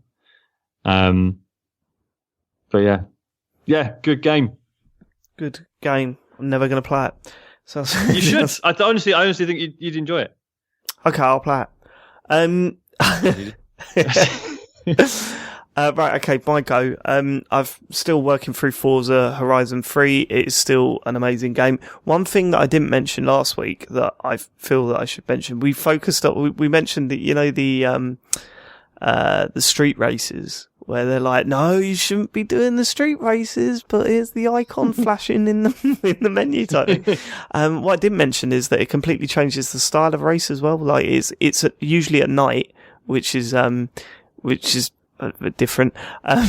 There's usually traffic on the road where there's not in the normal races, and the drivatars are pricks. Like, so they've actively made the whole racing feel completely different in those modes, if you want to call them that. And I just, can't stop playing it. Rolling around in pink cars at the moment because Harry just wants all the cars pink for some reason. So still playing that, still good. Buy it, it's really good. Also, I absolutely hammered Battlefield 1 last week, and I'm now confident, in my opinion, that this is the best Battlefield game I've played since 3. I mean, it might even be better than 3. I'm absolutely loving it at the moment. So I switched class to Medic. That makes a huge difference because the gun is fantastic. Like, the default gun for the Medic is just off the charts. Unfortunately, I think that's going to be nerfed soon because whenever you enter a game, there's about 50 million medics. Just like one dude with a grenade launcher. It's kind of, I don't know if it is unbalanced. It's hard to tell because there's so many medics about that it doesn't really, you can't really judge it. But, yeah, and I mean, it's stunning to look at and really fun to play. Like, even we were playing some of the new game modes, which have never been, whenever I play Battlefield, it's always been Conquest or Rush. Like, that's it. That's what you focus on. Conquest when you want it to be just a little bit more manic. Rush when you want a little bit of strategy to approaching objectives and stuff. What was it? The new mode, what is it? Pigeon? Oh, was it War Pigeons it's called? Have you played this yet, John? No, I've not played it yet. Tiny maps, few players.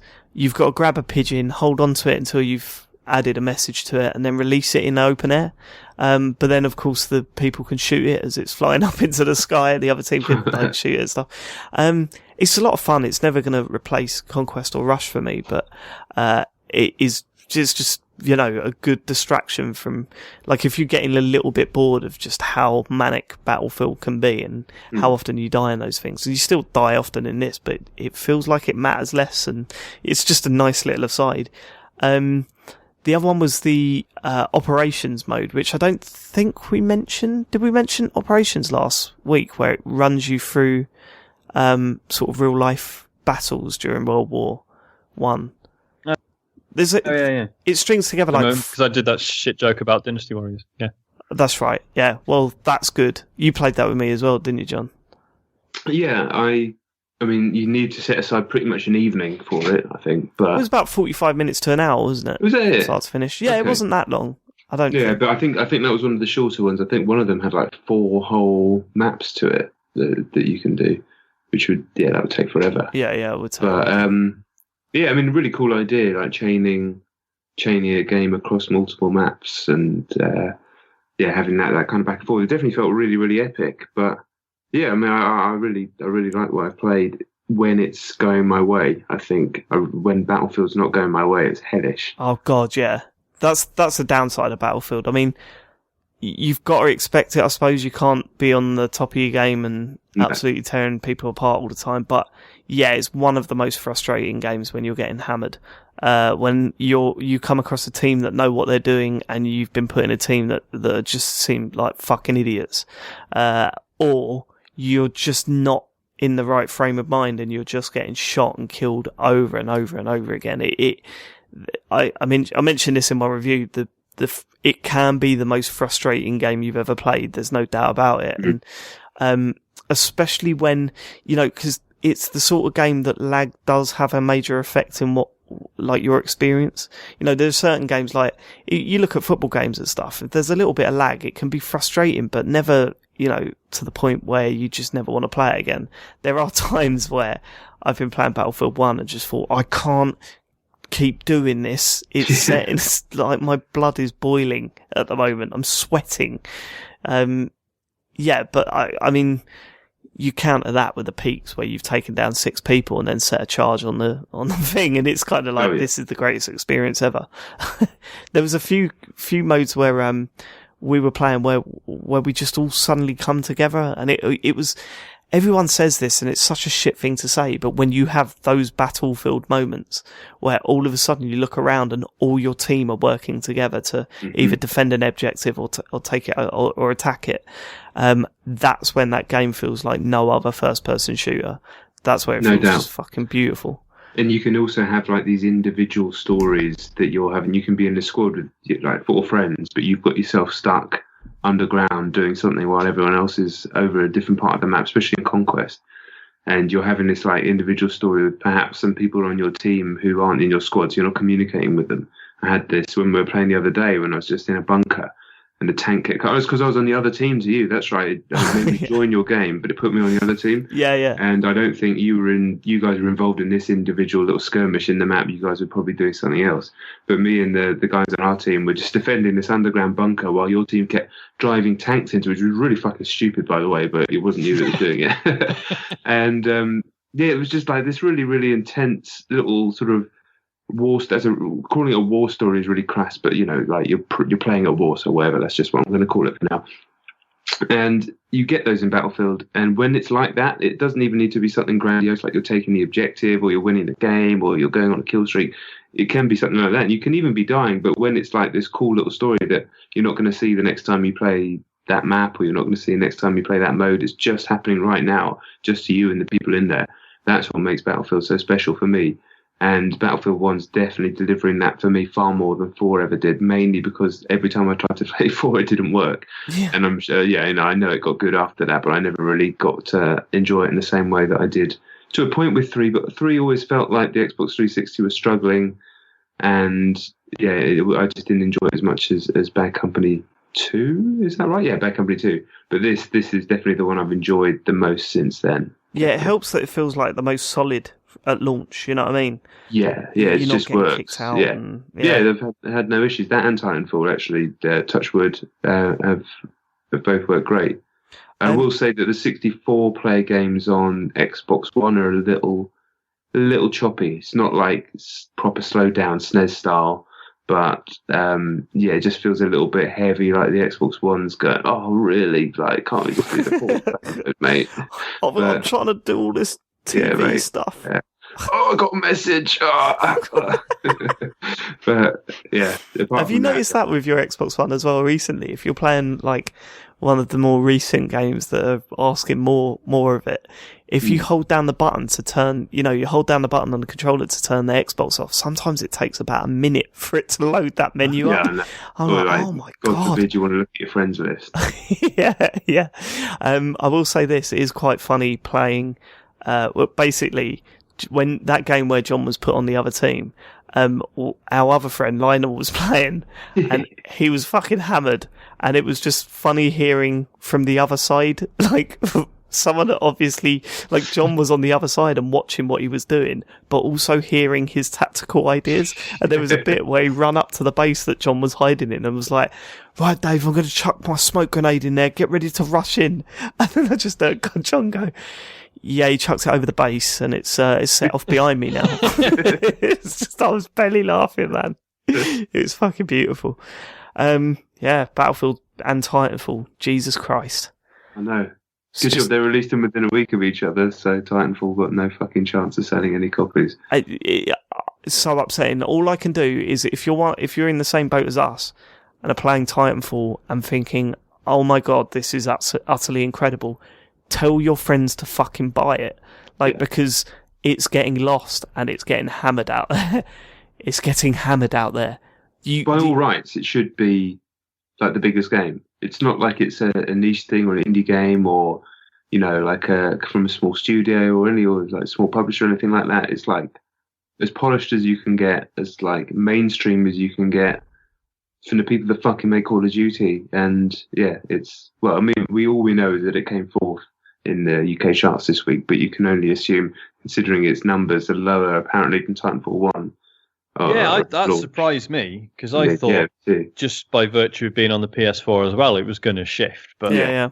But everyone's buying Battlefield, which is great, and I'm pumped for those guys. But I mean, even the telling thing is, I knew this was the problem. Our friends that we play with, and we put in 100+ hours on the first Titanfall. None of them have yet bought Titanfall 2. That's true, you know. I can't believe that. And if those guys aren't buying it, like the veterans, the Gen 10 veterans, like what's going on?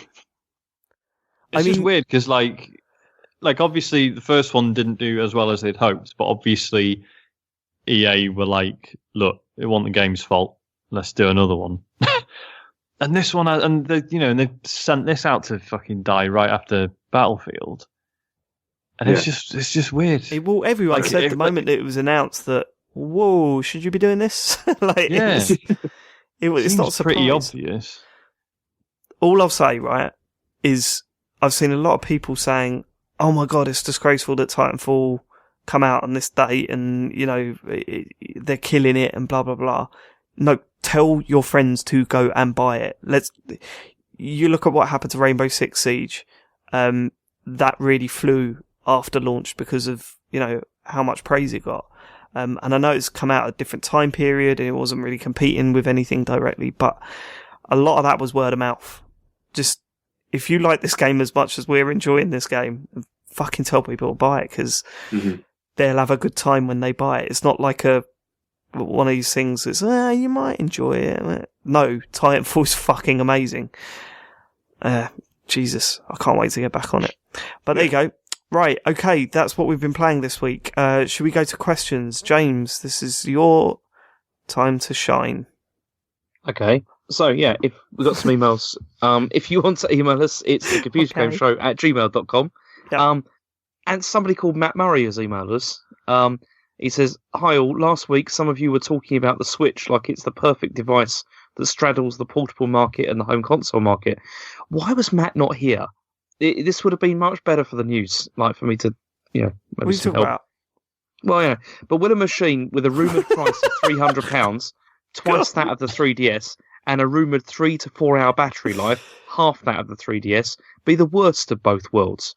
I just can't see parents who might usually buy a 3DS for their kid suddenly start buying a £300 tablet-like gaming console instead.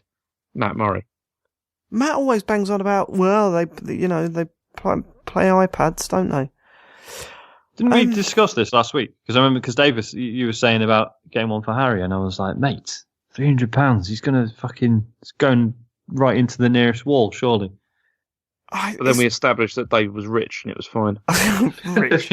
I don't know. Maybe the price will hurt it. I'm not too sure. I kind of think it's primarily like a portable console that you plug in rather than a home console that you take away with you, right? That's the way it's seen. And it is an expensive product. It is. We don't know if it's an expensive product yet or not. We don't know the price. I don't know. I think if it's good enough, people will buy it. Like, I don't see it as being this thing that falls through the cracks of what's a portable console and what's a home console. If it plays some really good games and you can do both, I think that's a different market that also, also sort of gathers up bits of both sides of that market, if you know what I mean. I don't know, man. It's too early, innit? Don't really know. It'd be interesting to see how the market reacts, but... No, it won't. You already said it would be interesting. What do you mean?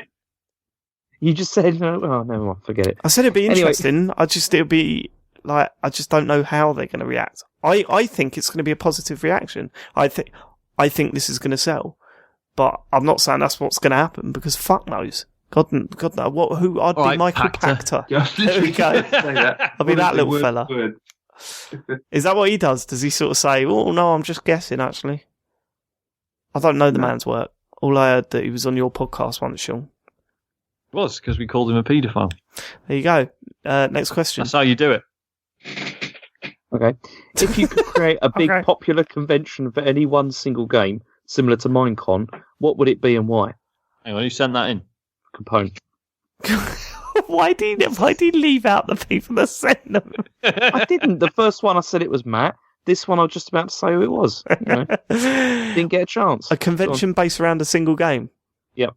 Go on, Sean. I'd like to hear your thoughts. You could do, if you did a El Shaddai one, which would just be me and Keza McDonald, which of course she doesn't even know who I am, so that'd be interesting. What else? James? Skate 3. Yeah. Skate 3? Yeah.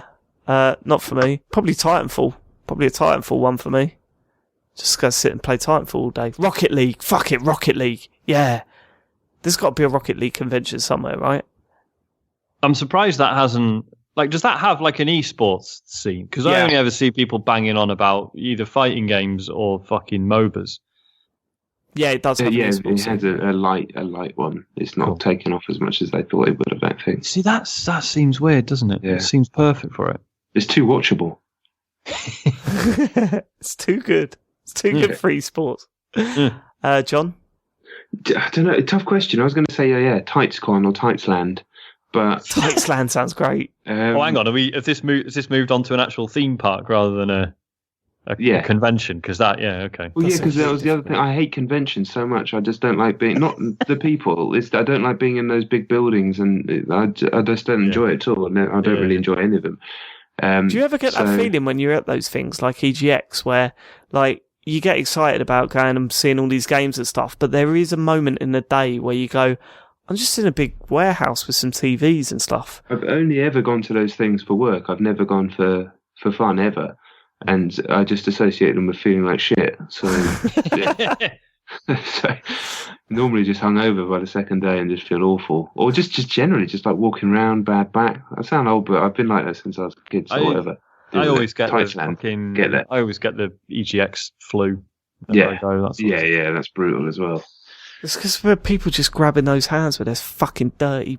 They're grabbing the, controllers with the fucking dirty hands and not fucking not washing their hands when they go for a piss. You need to bring some wet wipes with you. Yeah, anti-bac. That's the point. Yeah. There's ones you use for your bum, or like actual disinfectant ones. There's disinfectant ones, I guess. They'd be better. I think they both work in equal measures. James, next question. Okay, we've got tweets. If you want to tweet us, it's @ComputerGamePod on Twitter. Have a little bit of excitement in your voice when you're plugging away, eh? Come on, let's pick it up. Do you want to do this? Nope. Seriously? No, I don't. Go on. Okay, Nathan says, as you're recording on Halloween, what are your favourite scary games? I don't like scary games. You see, I don't, but Left 4 Dead, man. Come on. Left 4 Dead is... Yeah, I've never... scary though, is it? Yeah, I never really associate with being scared. I think that's... scary to me. But it was like scary in like a genuinely thrilling way rather than like... Do you not think it was scary? Like, I don't know. The first time I heard The Witch, I was freaked out. The first time you hear it's the first time you get smoked. Jesus Christ. Is that not... No? Is that just me? No, I think I'm with you. I guess I just didn't I never associate it with being a scary game, but I guess it is. Like, it's definitely like got the right themes to it and stuff. And yet, the first time you run through a map, like, it is horrific. Like, when you get the showpiece at the end where everyone has to turn on each other and stuff, that is, yeah, I guess that counts. So it's probably that. In traditional terms, it's probably PT, because that was the one that really was like, wow, this is genuine fear. And also a game that gets overlooked is Fear 2. I really liked that game, and that was a scary game, I guess. That's the one where you get sexually assaulted by a ghost at the end, isn't it? I think so. I can't really remember the ending. I remember there being a tree. I remember a tree. Like, not just that there was a tree in it. Like, there was a tree in the middle of nowhere, and something happens around the tree. It was important. It went just like fucking tree there. But yeah, John. Yeah, I mean, I used to love horror games. Absolutely love them, and I can't really handle them in the same way that I used to be able to now. PT is an incredible little piece of work, but it's horrendous. I call it Satan's own video game. It's unbelievable. It's unbearable. I tried to put it on again the other day. It's unbearable. Silent Hill 2 is one of my all-time favourite games, and I can't. The thought of going back to it now really does kind of chill me in a way that it didn't used to 10, 12 years ago, whenever the hell I played it. The Project Zero games, they're a little bit kind of anime, short skirt weirdness, but yeah, spooky, like genuinely spooky and chilling at times, and kind of very, very dark. I'm trying to think if there's any more kind of Western ones. Outlast was quite good. And yeah, some of the VR stuff's quite good as well, but there has been a tendency over the last few years to just do the whole Slender Man jump scare, let's get a YouTube hit, and that kind of killed horror games. Just like, I mean, horror cinema went through a terrible period as well, where it all kind of went torture porny and then all this sort of stuff, and there weren't any good horror films for years. And I think horror games had that for a while, but I think VR hopefully bring the power back. But will it ever be as good as Silent Hill again? I think, they were such good games. Probably not. Bloodborne. That counts, right? Yeah, I mean, I would say, yeah, like I would say Bloodborne is a horror game, but I don't know if it was scary and, you know what I mean? I was fucking freaking out throughout the whole thing. I was pretty scared, but not Silent Hill scared. Not like don't want to go to the shop scared. I did used to smoke a lot of weed back then. I don't smoke anymore, so maybe that was it.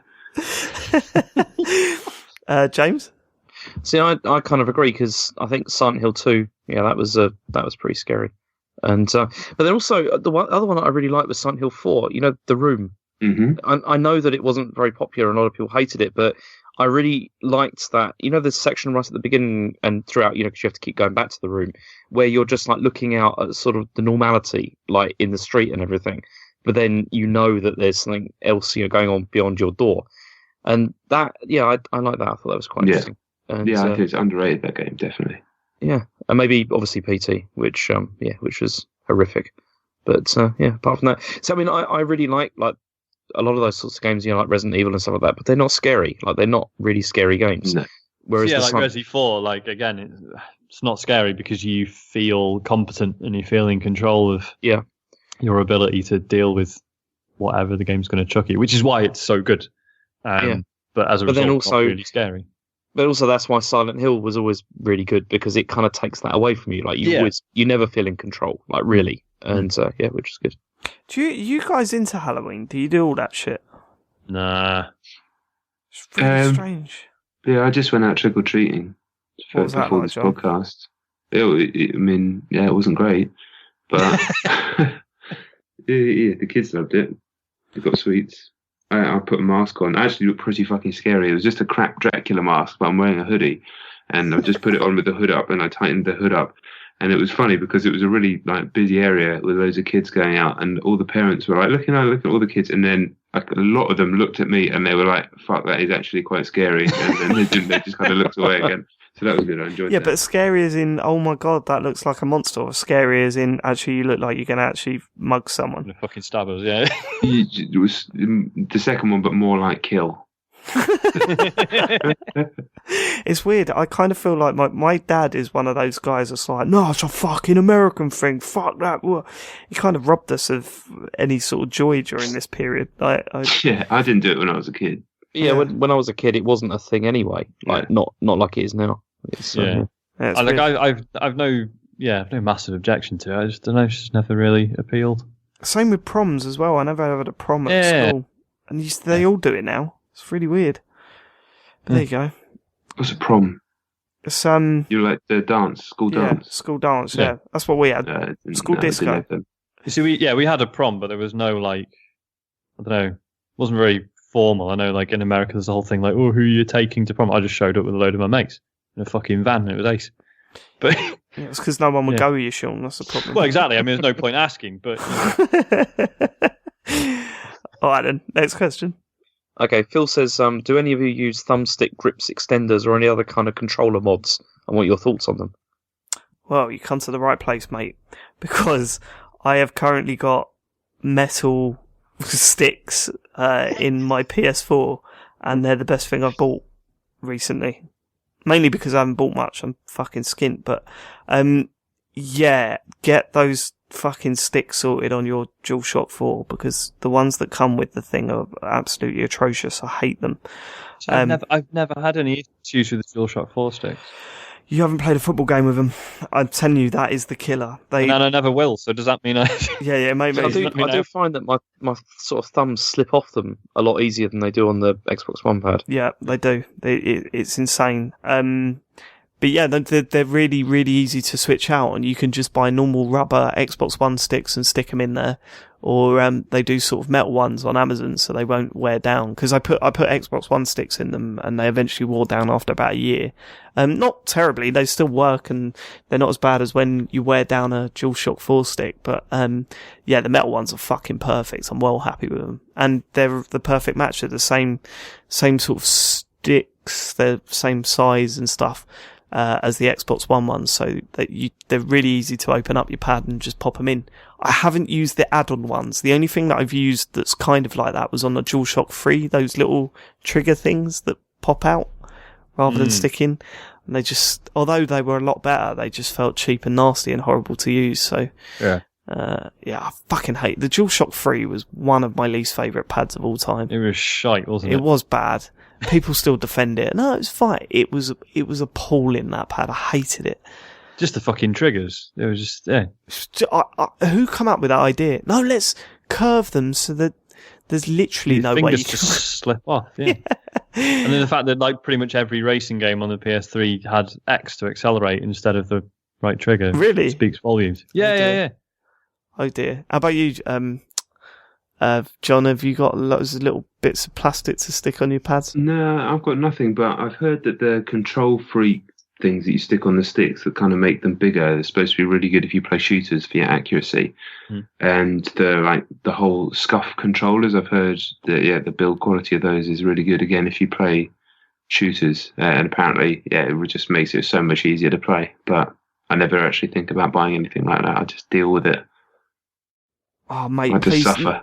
Next time I'm over, please let me stick some Xbox One sticks in one of your pads, because you just won't look back after that. Is a DualShock 4 with Xbox One sticks is the best pad like ever. If you want to do it, then I'd be more than happy for you to do that. Good. But it's just, if I will try to do that, I can't. Look, I can't even speak. Let alone stick everything. Do that. Yeah, I'd definitely break it. There's no two ways about it. I'd break every single part of it, and I'd probably break my PS4 as well. It's like when I was telling Matt how easy it is to change a screen on his iPhone, and he cracked his screen and tried to do it and absolutely destroyed his iPhone. I felt really bad, but at the same time, what are you going to do? Is that it? Is that the last question? No, there's more. We got some. Yeah, Pete Haynes says it's just over a week until the Pro is released. Do you find the lack of marketing worrying? I pre-ordered anyway. No, I had no fucking idea it was same. Out. Yeah, this seems to be what Sony are doing now, and I think they're gonna. My prediction is that the marketing is going to go on like into things when the sales calm down a little bit, Because I'm assuming that they're going to be sold out on the first day. They're going to have enough to sort of cover the pre-orders, or they're going to be hard to come by. I don't know. They didn't do it for PSVR, and that seemed to sell very well, so can't see a problem. Okay. Next question then. Okay. Don Johnston says, Joypad is a good name. Controller is a good name. What do you think of the Joy-Con? Is it a worse name than the Wii U? I would contest that Joypad is a good name. Controller's a bit sterile as well. I mean, Joypad? What does that mean? It's pad of joy, isn't it? We called things Wiimotes. People literally said Wiimotes. I don't think Joy-Con's going to be a problem. Just to take a little while to get used to. Oh, have you got a Wiimote? Yeah, I've got a Wiimote. And Nunchuck, for fuck's sake. Fuck off, Nintendo. Did they name their other pads? Was it literally just N64 controller, GameCube controller? There's the Wavebird. That was like an add-on, wasn't it? That was a pad. It was, yeah. You kids don't know about that fucking Wavebird, but that was glorious. You had to set a number on it. There was a dial. There's a fucking dial with a number on it. Jesus. Love that thing. Okay, and one last question. Sean, who's your standout player for Tranmere this season? I don't know, man. I don't know a single Tranmere player. We gave you a team. Yeah. Put some effort in. I want you to buy a shirt for next week. They're 40 quid. I want a photo of you at a game. And I want you to know 2 players. Would that be alright? 2? I mean, I can look. What do you want? Do you just want names, or do I have to actually know things about them? You have to know them. They need to know you. Yeah. We want them to have a T-shirt like underneath their football shirt, and when they score, rip it off and just say, "Hi, Sean." Hi, Sean Pell. Midnight Resistance T-shirt. Right, that's it. Matt's not here, so do what you want on the internet. There's no homework for you this week. Although leaving us a review would be nice. John, thanks so much for coming on again. You've made a big change in your career since you were last on. Do you want to explain it to our listeners? Well, I mean, I haven't made a massive change in my career, but I have started a YouTube channel. Just type in Guacamole Kid or just my name, Jon Denton, into YouTube, and you can check those videos. I'd imagine a lot of people that listen to this podcast have already seen them. So thanks very much if you have and supported it. So check it out, watch the videos. It's kind of just the stuff that I talk about on here, some stupid shit, and then me just trying to be as thorough and sort of analysing, as thorough as I'm being right now. Just talking about absolute rubbish. Yeah, it's me just trying to analyse games and doing what I love to do. But in front of camera, I'm learning as I do it. But I'd love it if people went and checked it out. So yeah, type in Guacamole Kid into YouTube. That'd be fantastic. The one that you've got to check out is his top 10 games to play on PSVR that isn't PSVR compatible. That's the biggest video so far, yeah. Yeah, it's well good. It's just games that look really good on that big sort of fake screen. Yeah. And people forget that you can actually stick an Xbox One in there and stuff. It's a good video. Go and watch it and then go buy PSVR. You just ruined the twist at the end there, Dave. I did, yeah. Because I was a little bit annoyed, John, that you ignored my suggestions. What was your suggestions? Geometry Wars Evolved. Yeah, but I told you I didn't have that. You don't need to have it. Just say, my mate Dave said this one and he's totally right. I trust his judgment. I'll take it down and re-edit it. Thanks, man. All right, see you later, guys. Thanks for living it. We'll see you next week, hopefully. Oh, actually, I'm not here next week, so fuck knows what's going to happen. Well, yeah, I'm not really sure because it's only me and Matt. John, do you want to come back on next month? Yeah, probably. Yeah, I think I can. Yeah, let me check the calendar. Yeah. Probably not going to be a show next week. Good night.